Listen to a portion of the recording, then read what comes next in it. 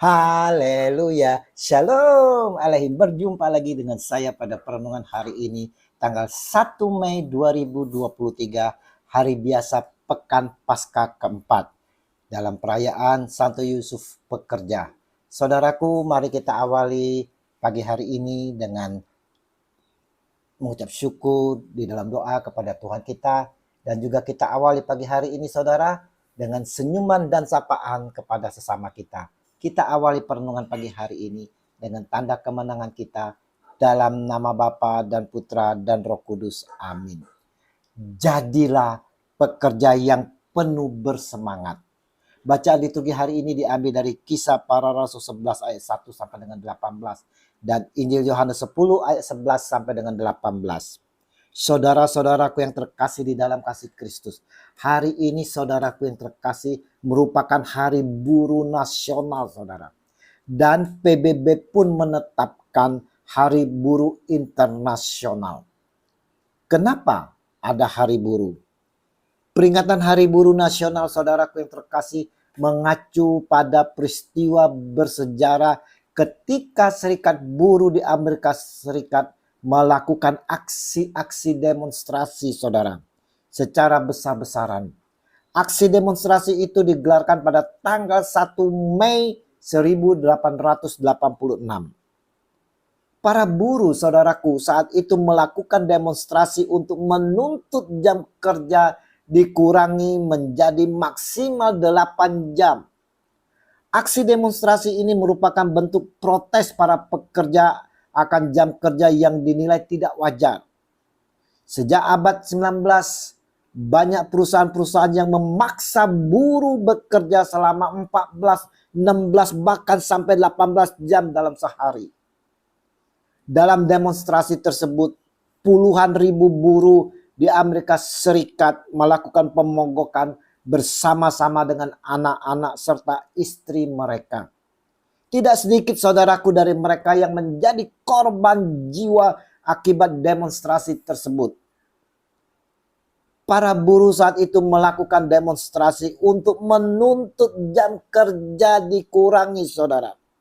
Nah, di Indonesia sendiri, peringatan Hari Buruh dimulai pada tanggal 1 Mei 1918 oleh Serikat Buruh Kung Tang Hui. Dan gagasan ini muncul setelah seorang tokoh kolonial yaitu Adolf Busch mengkritik harga sewa tanah milik kaum buruh yang terlalu murah untuk dijadikan perkebunan. Selain itu, saudaraku yang terkasih, para buruh juga melakukan protes karena mereka bekerja dengan upah yang tak layak. Akhirnya, pada tahun 1948 lewat Undang-Undang nomor 12/1948 diaturlah bahwa setiap 1 Mei buruh boleh tidak bekerja. Dan selanjutnya pada tanggal 1 Mei 2013 oleh Bapak Presiden Susilo Bambang Yudhoyono secara resmi menetapkan Hari Buruh sebagai hari libur nasional.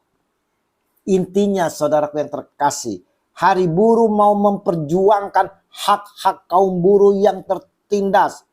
Buruh harus diperhatikan, bukan diperlakukan seperti budak berlian pada zaman penjajah. Buruh adalah insan manusia yang butuh hidup, saudara, dan juga memiliki keluarga. Buruh harus dihormati karena mereka lah yang memperjuangkan perusahaan untuk dapat maju berkembang. Hari ini, Gereja Katolik juga merayakan pesta Santo Yusuf Pekerja. Kita imani Santo Yusuf ayah asuh dari Tuhan kita, Yesus Kristus, adalah seorang pekerja.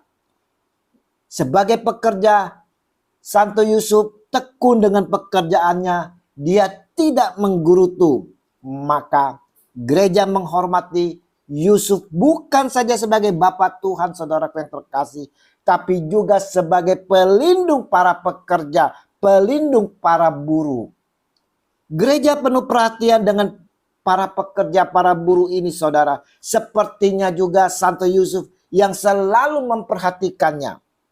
Gereja melihat setiap buruh, setiap pekerja sebagai insan ciptaan Tuhan yang sama dengan kita, mau melihat dan menerima mereka sebagai sesama kita, menghormati kodratnya, menghormati hak-haknya saudara, dengan tidak menindas, tidak mengeksploitasikan mereka sebagai budak.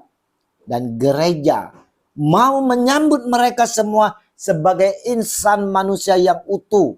Untuk itulah gereja meminta Santo Yusuf sebagai pelindung para pekerja atau para buruh. Nah, saudaraku yang terkasih, apa yang dapat kita teladani dari Santo Yusuf, saudara? Dia adalah sebagai ayah asuh dari Tuhan kita. Dia sebagai imam, juga sebagai gembala di dalam keluarga, penuh perhatian dan bertanggung jawab atas keluarga. Sebagai imam, saudaraku, di dalam keluarga, Santo Yusuf menjalani dengan penuh bijak, penuh kerendahan hati, tulus, banyak diam, tetapi tetap bekerja, selalu peduli terhadap situasi lingkungan dan penuh kasih. Apakah kita sebagai kepala keluarga juga telah menjalani fungsi-fungsi imam, nabi, dan raja di dalam kehidupan kita, saudara? Adakah kita sebagai pekerja, entah apapun pekerjaan kita, juga memiliki keteladanan seperti Santo Yusuf, di mana rendah hati, tekun, dan tulus, banyak diam, namun tetap bersemangat bekerja, tidak menggerutu ataupun protes dan berdemo-demo, saudara. Memiliki kepedulian terhadap sesama dan penuh kasih.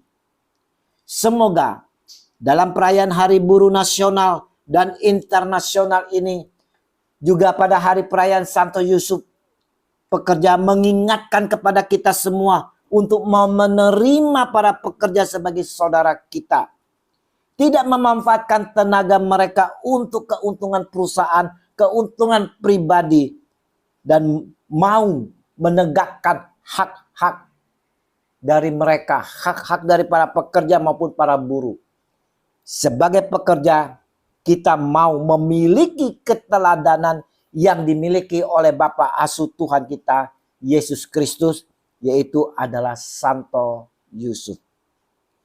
Kasih Yesus yang besar selalu memberkati setiap usaha jeripaya kita semua, dan selalu dalam bimbingan Roh Kudus, dan selalu didoakan oleh Santo Yusuf. Amin.